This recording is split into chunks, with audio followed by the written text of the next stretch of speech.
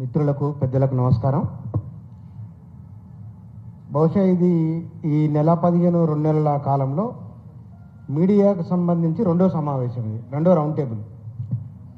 Media ఎట్లా ఉండాలి, రాజకీయ నాయకులు ఎట్లా ఉండాలనే దానిపైన మన దగ్గర డిజిటల్ మీడియా వచ్చిన తర్వాత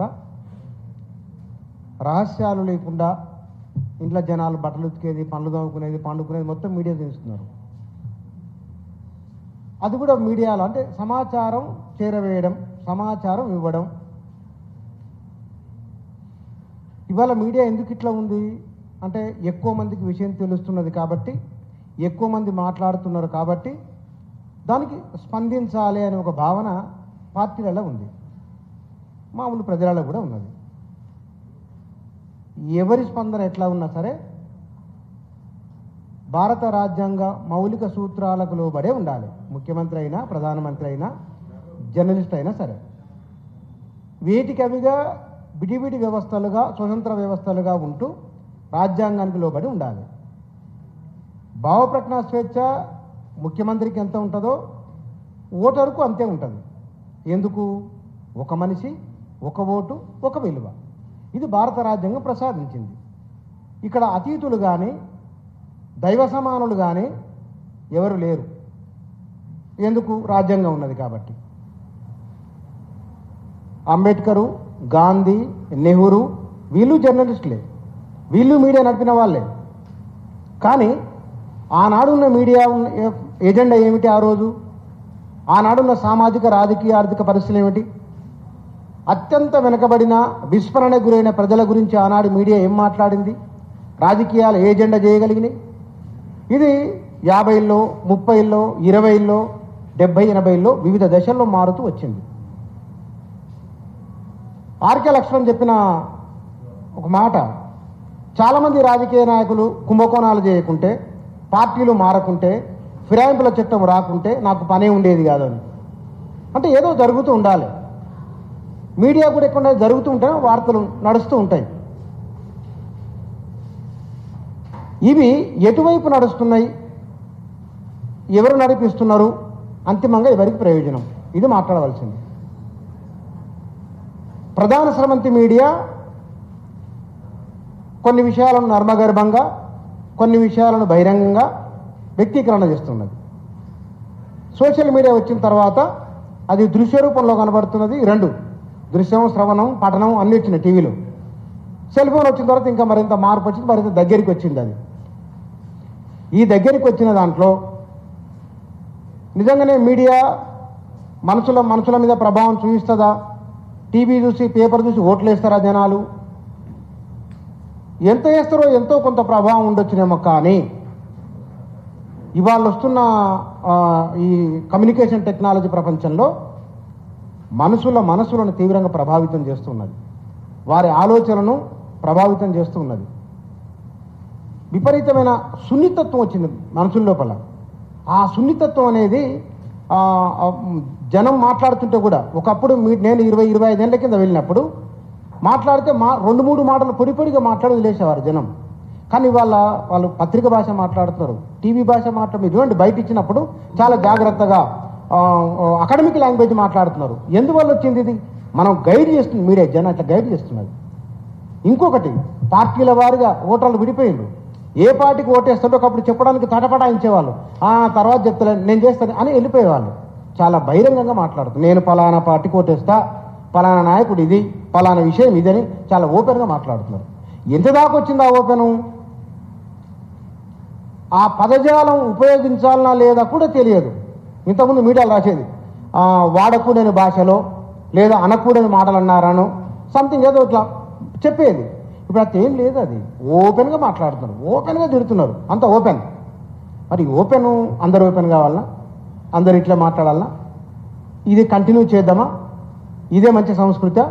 ఇది చర్చ చేయవలసింది. ఒక తెలుగులోనే ఈ పరిస్తున్నదా, మొత్తం దేశంలో ఈ పరిస్తున్నదా?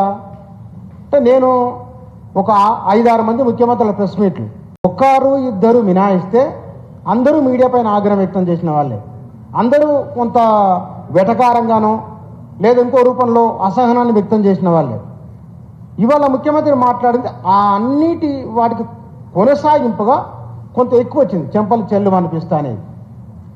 ముఖ్యమంత్రి నిజంగానే అట్లా అనకూడదు.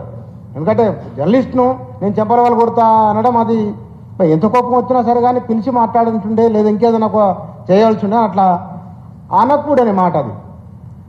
రెండవది, రాజకీయాలు మీడియా ఈ రెండు పరస్పరం ప్రభావితం చేసుకుంటున్న ఈ సందర్భంలో మొత్తం దేశవ్యాప్తంగానే మీడియా పైన రాజకీయాలపైన ఒక చర్చ జరగవలసిన అవసరం ఉన్నది. దీనిపైన ఒక పాలసీ తయారు చేయవలసిన అవసరం ఉన్నది.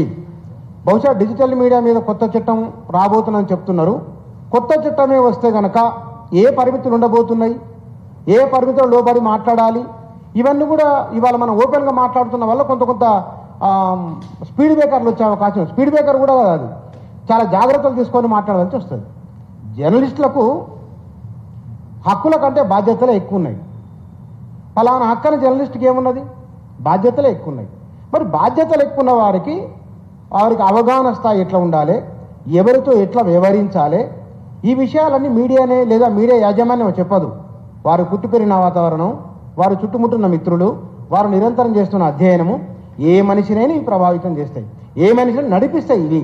కాబట్టి ఎవరెట్లా కూర్చోవాలి, ఏ భాష ఉపయోగించాలి, ఎవరెట్లా వ్యవహరించాలనే విషయాలు వారి వారి వ్యక్తిగత చైతన్య స్థాయిని బట్టి ఆధారపడి ఉంటాయి.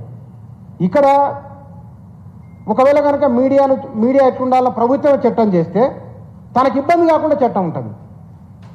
అదే న్యాయ వ్యవస్థ ఇండిపెండెంట్గా ఉన్నదో ఇవాళ ఫోర్త్ ఎస్టేట్ మీడియా కూడా ఇండిపెండెంట్గానే ఉన్నది. దీన్ని ఇవాళ దేశవ్యాప్తంగా మీడియాను నిర్వహిస్తున్నవారు, కాలమ్స్ రాస్తున్నవారు, సమాజాన్ని నిరంతరం అధ్యయనం చేస్తున్న వాళ్ళు, డిగ్రీ పీజీ చేసి డిగ్రీ కంటే పైన ఉన్న వాళ్ళే ఉన్నారు కదా. కాబట్టి ఒక పాలసీని తయారు చేయాల్సిన అవసరం ఉన్నది. డిజిటల్ మీడియా అయినా సరే, ప్రింట్ అయినా, ఎందుకంటే ఇప్పుడు సరిహద్దులు లేవు, సరిహద్దులు లేకుండా వెళ్ళిపోయింది. కాబట్టి ఫలానా ఉంటే ఫలానా రకంగా ఉండాలని ఏం లేదు. గీతలన్నీ చెదిరిపోయినాయి. కాబట్టి ఈ చెదిరిపోయిన సందర్భంలో మనమే కనపడనట్టు గీత గీయక తప్పదు. గీత గీస్తేనే ఎక్కడో దగ్గర ఆగే అవకాశం ఉంటుంది. ఇవాళ కాంగ్రెస్, రేపు బీజేపీ లేదా బీఆర్ఎస్ ఎవరైనా కావచ్చు. ఇది కొనసాగే సూచన ఉన్నది. కాబట్టి దీన్ని ఎక్కడో దగ్గర ఆపాలి. ఎందుకు ప్రశ్నించిన వాని మీద కోపగించుకోవడం, లేదా కనుక ఒక వార్త రాస్తే కనుక వారి మీద ప్రత్యక్షంగానో పరోక్షంగానో ఆగ్రహాన్ని వ్యక్తం చేయడం, ఇది తిరిగి మళ్ళీ మన దగ్గరికే వస్తుంది. ఇది నీడలాగా ఎవరైతే ఇవాళ మాట్లాడుతున్నారో తిరిగి వారు ఇంకోసారి సమాధానం చెప్పవలసి వస్తుంది. కాబట్టి మారుతున్న మీడియా, మారుతున్న ప్రజల ఆలోచనలు, ఎందుకంటే సమాజం 1980లో 82, 83 సార్ బహుశా అప్పుడు కొత్తలు చుంటూ మరి 82 సార్ సార్ 78. ఎంత విచిత్రం అంటే హెల్మెట్ పెట్టుకోవాలి అని ట్యాంక్ బండి మీద ప్రచారం చేసిండు. అప్పుడు ఆ హెల్మెట్ మీద ఒక ఫోటో కూడా తీసేసిండు. ఈనాళ్ళు వచ్చింది అది బహుశా 82, 83. ఇప్పటికీ హెల్మెట్కి ఫైన్ కడుతున్నాం. ఇప్పటికీ హెల్మెట్ పెట్టుకోరు. ఇప్పటికీ దాన్ని ఫైన్ కట్టడానికి రెడీగా ఉన్నప్పుడు హెల్మెట్ పెట్టుకోరు. ఇది ఎవరు చెప్పాలి సమాజానికి? వీళ్ళంతెవరు? టీవీ ప్రేక్షకులు. వీళ్ళంతెవరు? పత్రిక పాఠకులు. వీళ్ళంతెవరు? మనమే. మరి మారవలసింది ఎవరు? ఇవి చాలా చిన్న విషయం అనిపిస్తుంది మనకు, కానీ చాలా పెద్ద విషయం ఇది. ఎక్కడి నుంచి ఎట్లా అర్థం చేసుకోవాలి, ఎవరు దీన్ని బోధించాలి? ఈ స్కూళ్ళతో టీచర్ చెప్తారా? ఇంట్లో తల్లిదండ్రులు చెప్తారా? ముట్టుకుంటే కాలుతుంది నిప్పును, అది చెప్పేది కాదు, తెలుస్తుంది. కాబట్టి రాజకీయ నాయకులు, జర్నలిస్టులు, సమాజము ఇట్లా ఎంత అన్యాయంగా వెళ్ళిపోతున్నారంటే కొన్ని తమ్మునేలు చూస్తే ఏం తమ్మునేళ్ళు అవి, ఏం పెడుతున్నారు అవి?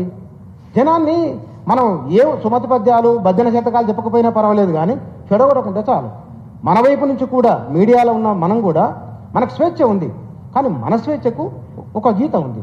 రాజకీయ నాయకులు కావచ్చు, వారికో గీత ఉంది, అందరికీ గీతలు ఉన్నాయి. ఆ గీత దాటి ఎవరు వెళ్ళకూడదు. ఈ వెళ్ళకూడదు అనే దగ్గర ముందుగా మన రాష్ట్రంలోనే ఒక ప్రయత్నం చేద్దాం. డిజిటల్ మీడియాలో ఉన్న వాళ్ళు వార్తల ప్రసార విషయంలో ఏ పదబంధం ఉపయోగించాలి, ఏ సోర్స్ ఆధారంగా వాళ్ళు మాట్లాడుతున్నారు. సోర్స్ అంటే ఒక బయట తీసుకోండి, లేదా ఒక ఇంటర్వ్యూ పెట్టుకోండి. మనం వ్యాఖ్య చేసేటప్పుడు ఫలానా సందర్భంలో ఫలానా వారు ఇట్లా అన్నారు అని ఒక ఉదాహరణ చెప్పండి. మాట చెప్పడానికి పరుష పదమే అవసరం లేదు, మామూలు మాటల్లో కూడా వ్యక్తీకరించవచ్చు. మామూలు మాటల్లో కూడా జనానికి అర్థమవుతుంది.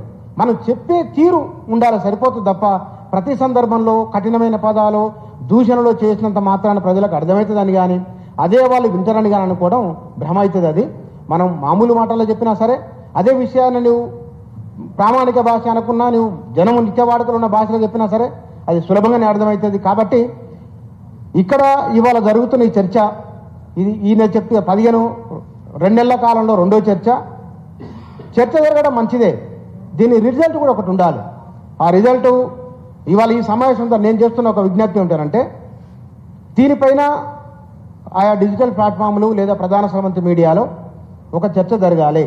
ప్రజల నుంచి అభిప్రాయం తీసుకోవాలి. మీరు ఏమనుకుంటున్నారు? మీడియా ఎట్లా ఉండాలనుకుంటున్నారు?